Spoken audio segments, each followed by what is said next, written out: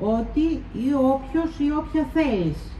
Είμαι ένα σύμβολο μπροστά στα μάτια σου. Στα σύμβολα οι άνθρωποι δίνετε διαφορετικές ερμηνείες. Καθένας σας μπορεί να τα βλέπει ανάλογα με την εποχή, τον τόπο ή τον χρόνο και να τα ερμηνεύει διαφορετικά. Να μας φαντάζεται ανάλογα, να μας προσθέτει χρωματιστά μάτια, καστανά ή γαλανά ή τσακίρικα, να δίνει μορφή στους μύχιους φόβους του, να δίνει ζωή στα τρελά του όνειρα, να ξυπνάει τη φαντασία του και να μας επαναφέρει στη ζωή του ανάλογα με τις εμπειρίες του, την εκπαίδευσή του και τις καταβολές του. Θα μπορούσα να είμαι Γοργόνια ή Γόργιο. Γοργόνιο.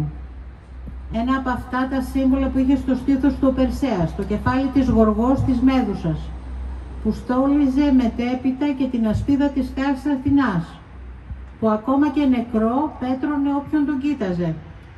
Μια απέσια μορφή, ένα κεφάλι γεμάτο με φίδια, με μακριές γλώσσες που σύριζαν αντί για μαλλιά, με χαβλιόδοντες χείρου, με κρεμασμένη προεξέχουσα γλώσσα έξω από το στόμα, με πρισμένα μάγουλα, με μάτια που κοίταζαν κατάματα τον θεατή και τον μαρμάρωναν. Κάποια άλλα γοργόνια φέρουν μικρά κέρατα στο μέτωπο ή στο κεφάλι τους ξεπηδούν μικρά φτερά. Γοργόνια μπορείτε να δείτε μέσα στον αρχαιολογικό χώρο, εδώ στο πίσω από το τείχος της μνήμης υπάρχουν λάρνακες, οι οποίες επάνω τους έχουν ζωγραφισμένες τις κεφαλές της Μέδουσας, όπως επίσης έχουν βρεθεί εκτός από το αρχαιολογικό μουσείο τα μικρά τα χάλκινα, τα χρυσά, τα γοργόνια από την πανοπλία του Φιλίππου. Υπάρχουν σε πάρα πολλές μορφές, ακόμα και μέσα στο μουσείο, αν πείτε ότι θα τα αναζητήσετε, υπάρχουν. Είναι αυτό το σύμβολο εδώ, το ξέρετε οι περισσότεροι. Είναι στην ουσία μία μικρογραφία της κεφαλής της Μέδουσας. Αυτό εδώ είναι από την εικονογράφηση της Λάρνακας που βρίσκεται πίσω από τον τοίχο της μνήμης. Όσοι θέλετε μπορείτε να το δείτε. Το έχω βάλει χρώματα, η εικονογράφηση να σας πω στο βιβλίο είναι δική μου, έτσι, για να γίνει πιο εμπεριστατωμένη και για να μπορέσει ο κόσμος να καταλάβει σε ποια ακριβώς μνημεία αναφέρομαι. Να σας πω ότι η ίδια η Μέδουσα δηλώνει «Γοργό είναι το όνομά μου». Ο Γοργός είναι και ο γρήγορος και αυτός που έχει ζωηράδα ή σβελτάδα. Σκέψου, Γοργό νιό, Γοργό νεό, Γοργός νους. Θα μπορούσε να είμαι ο Γοργός νους της Θεάς Αθηνάς ή του Περσέα, η γρήγορη σκέψη, που τους έδινε και τους δίνει τη λύση απέναντι σε κάθε πρόβλημα, σε κάθε αντίπαλο. Γοργόνα, Γοργόνος, γέλασα, αλλά δεν άφησα το γέλιο μου να φανεί. Γοργόνα ή Γοργόνος, θα μπορούσε να είσαι και ένας γρήγορος γάιδαρος, αλλά όπως λες, ο γρήγορος νους με αναγραμματισμό του όνου σε νου, σε σκέψη. Ναι, το γοργόν και χάριν έχει.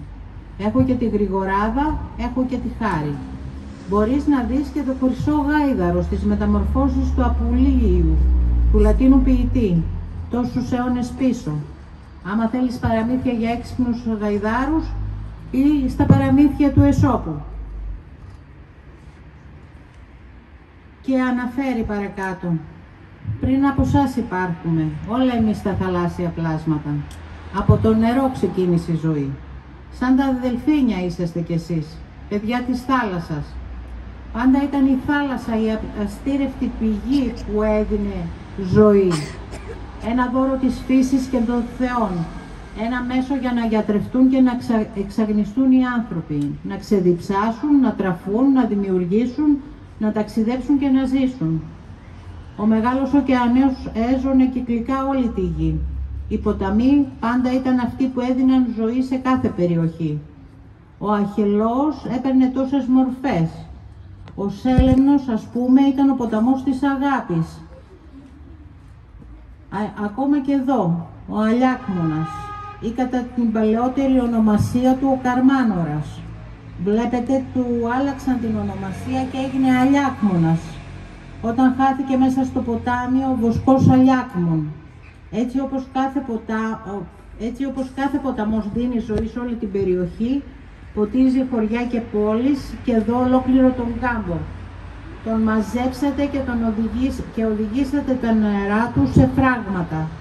Κι όμως κυλάει όμορφα κάτω από τις Αιγές ή την Βεργίνα, όπως τη λέτε σήμερα, την περιοχή με τα ανάκτορα και τον τάφο του Φιλίππου. Και ο ποταμός της πόλης, ο Όλγανος, που σε συντροφεύει μέσα στο μουσείο, τι ρώτησα? Είναι η κεφαλή που βλέπετε ακριβώς απέναντι μέσα. Ο Όλγανος, ο ποτάμιος Θεός μας. Λέγεται ότι ήταν ο γιος του βασιλιά, ένα βασιλόπουλο.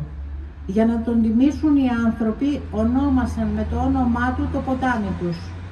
Υπήρχε και ιερός στην πόλη. Ίσως τώρα τα νερά του να άλλαξαν διαδρομή και να ονομάζεται ο ποταμός με άλλο όνομα. Το νερό, η αρχή του παντός. Όλοι οι άνθρωποι γύρω από τις πηγές, τις λίμνες και τους ποταμούς κατοικούν. Οι περισσότεροι πολιτισμοί γεννήθηκαν και αναπτύχθηκαν γύρω από το νερό. Οι πρώτες μετακινήσεις και αυτές με το νερό συνδέονται, με την πηγή της ζωής, το είδωρ της αθανασίας, το αθάνατο νερό. Οι σοφοί ήξεραν και έλεγαν ότι το βασικό υλικό των σωμάτων είναι το νερό, αρχή πάντων το είδωρ. Και άλλοι αργότερα σοφοί μίλησαν τόσο για την αξία του. Όλα τα νερά συμπυκνώσεις του πρωταρχικού ύδατος, βασικό στοιχείο του σώματος για όλους τους ανθρώπους, μέχρι που θεωρούσαν ότι οι άνθρωποι ζούσαν αρχικά μέσα στη θάλασσα. Το νερό, σύμβολο ζωής και υγείας κάθε πολιτισμού. Μέσα σε υγρό σάκο δεν μεγαλώνεις πριν γεννηθείς? Ναι, κι εγώ για το νερό ήρθα να σε παρακαλέσω. Κόμπιαζα πια, έχανα τα λόγια μου. Για τον Αλιάκμονα που στερεύει, για όλα τα ποτάμια που θα μείνουν σε λίγο χωρίς νερό, χωρίς πηγές, ακόμα και για τον Ήλο ή τον Εφράτη και τον Τίγρη, για όλα τα αρχαία ποτάμια που ξεραίνονται πια, για τα νερά που χάνονται και δεν αναπληρώνονται. Χωρίς βροχή, ψιθύρισα, δεν θα υπάρχει πηγή, δεν θα υπάρχει ποτάμι, δεν θα υπάρχει τροφή, ζωή, κανένας κάμπος, κανένας οικισμός, κανένας κάτοικος, καμία πόλη. Αυτά είναι μερικά από τα κείμενα του βιβλίου. Παρακάτω υπάρχουν ιστορίες βέβαια πολλές για γοργόνες, πώς ξεκίνησαν και γίνεται αναφορά ακόμα και για τις ιστορίες με το αθάνατο νερό, το νερό της ζωής, τις εκδοχές όλες που υπάρχουν για τον Αλέξανδρο με τη Γοργόνα και την αδερφή του που ήπιε το αθάνατο νερό και έτσι μεταμορφώθηκε στη Γοργόνα που ζει αιώνια και αναζητά απάντηση στην ερώτησή της για το αν ζει ο βασιλιάς Αλέξανδρος, ο γνωστός μύθος που ξέρουμε όλοι μας. Για το αθάνατο νερό, το αθάνατο βοτάνι,